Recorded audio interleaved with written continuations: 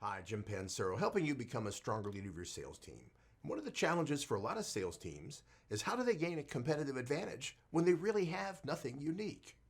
What happens when you're selling a product that is either the same branded item as your competitor or is so similar that the customers really don't see any difference or care which one they buy?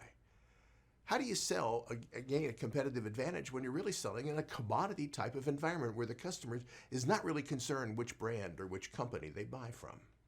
Well, one of the realities of the ways we can gain a competitive advantage, even in those worst case scenarios, is we could front end our selling process.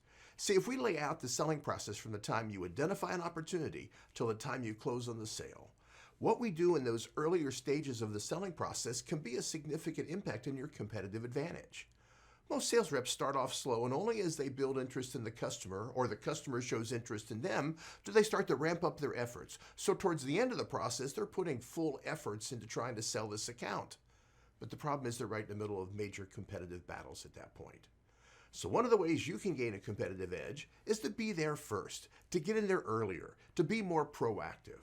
See, the reality of the whole selling process is there's two phases to any selling effort. The first is before you issue the proposal, and then the second is afterwards. Because when you issue your proposal, your price quote, some kind of documentation of what it's going to cost to do business with you, that's when a sales rep loses all their power. See, if I haven't given you my proposal yet and I'm trying to convince you to do sales training with me, I might say something like, would you let me talk to any of your salespeople to better understand what their challenges are?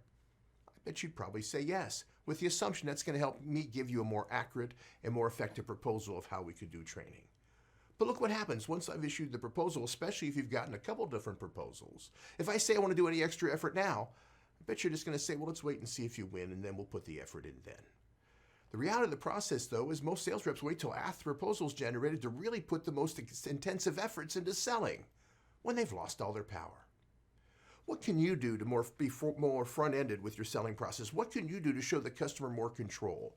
What can you do to show the customer that you know the steps of the process you want to take them through that can give them the lowest risk and easiest decision deciding to do business with you?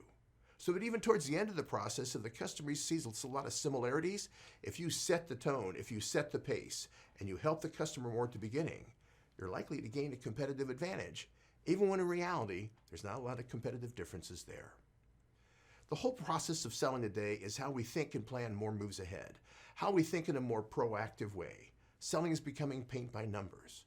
What are you doing to define the process and structures so you can be more proactive and more effective earlier than your competition to actually increase your competitive edge?